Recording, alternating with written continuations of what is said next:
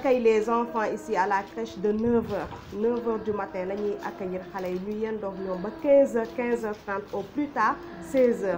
Comme vous le savez, ces enfants sont des handicapés, mais handicapé boo xam te ne dañu am infirmité motrice cérébrale lañ koy wax. C'est un handicap qui provient du cerveau, mais qui attaque une partie du cerveau et moom mooy créer paralysie au niveau du corps. Comme vous le voyez, il y a différents types d'enfants qui sont là. ñoom ñëpp seen handicap bokkul.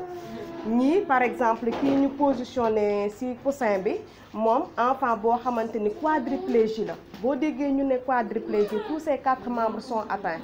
moom mënul toogal boppam, mënul taxaw, mënul def dara. dañ ko positionné nii au coucher. mën na am na façon positionnement yenn saa yi ñu toogal ko ci chaise parce que comme mënul toog par exemple bu ñu koy jox mu lekk dañ koy positionner pour une meilleure position. Il y a les diplégies mooy ñi nga xamante ni seen ñaari tànk yi ñoo am problème comme ma yoro mi loxo yi mën na ko manipuler mais tànk yi mënul dox. léegi dañ ko positionner dañ ko stimuler ñu positionner ko debout. Comme ça dina tax cër yi dina bàyyi cër yi fasu tànk yi stimuler les hanches ak genoux yi loolu mooy mën a dem ba mu mën a doxal boppam. am nañu ñii aussi ñoom ay diplégie la ñu woon waaye ku ci mel ni Tamsir ak ki nekk sama ginnaaw muy Yande ñoom dem nañu tette nañ leen ba léegi mën nañu doxal seen bopp. instant yi waa ñoom dañuy doxal seen bopp, mën nañu doxal seen bopp. Seulement que benn problème rek moo ci des mooy problème mu équilibre. boo déggee quadriplégie léger mooy ñi nga xamante ni seen ñaari loxo yi dinañ ci manipuler mais c'est pas aussi fort daal duñu mën a manipuler lu bari. Par exemple mën nga ko jox jouer mu tëye ko en un certain temps mu bàyyi ko mu wadd affaire yooyu noonu. moom vraiment bu mu fii ñëw aussi mënul woon toog, mënul woon dara mais léegi mu ngi commencé toog. bu tëddee boo nekk Fatima jugal mu ngi jugal boppam. Seulement benn problème la am mooy quadriplégie léger la mais dafa spastique mooy maanaam tension bi dafa kii ci yaramam lu mu def rek da koy def ak doole. gis nga da ngay gis day concentré wu.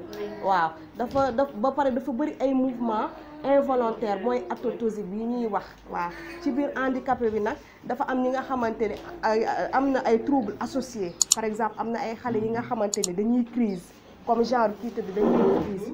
Du coup dañuy soxla ay médicaments parce que chaque fois dañuy naan ay médicaments lu ci mel ni comme Dapakine pour calmer seen crise yi lu ci mel ni comme Gardinal mooy calmer crise yi. On fait la rééducation, on n'est pas des kinés. am nañu kiné boo xamante ni moom moo ñuy appuyer mais ñun en tant que femme c'est la rééducation.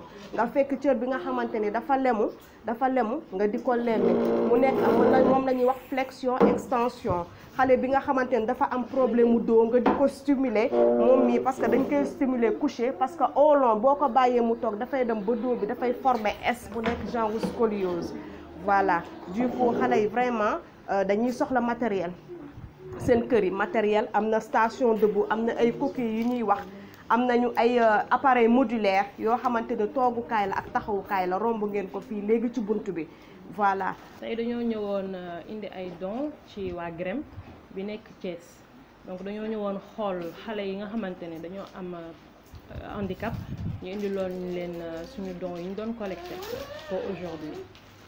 suñu objectif déjà mooy ñëwaat fi ak yeneen dons déjà nouer partenariat ak waa GREM ADPE mën a xam tamit xale lan lañ gën a soxla mu nekk un équipement que ce soit un besoin nutritionnel ou bien lépp lu ñu mënti soxla ñun mën a ñëw di leen ci jàppale bu baax a baax sur le long terme. dañoo jóge ba Dakar ñëw Thiès sans cibler xale yi parce que c'est une cause boo xamante ne ça nous a toujours intéressé. donc ñu ne dañuy ñëw xool xale yi def première activité hors de la région de Dakar ñu ne Thiès dañuy ñëw Dakar. Nous sommes une association boo xamante ni environnement moo ñu gën a tax a jóg mais dafa am ci lu ñu tuddee ci environnement ODD mooy objectif de développement durable.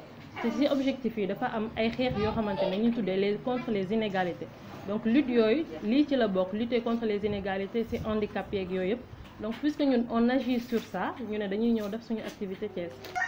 Nous sommes venus aujourd'hui à Thiès dans le cadre d'une distribution des dons qu'on avait effectués avec la GREM. Nos objectifs aujourd'hui c'est de faire d'autres activités, que ça soit environnementales ou non, mais de pouvoir les faire dans plusieurs régions du Sénégal.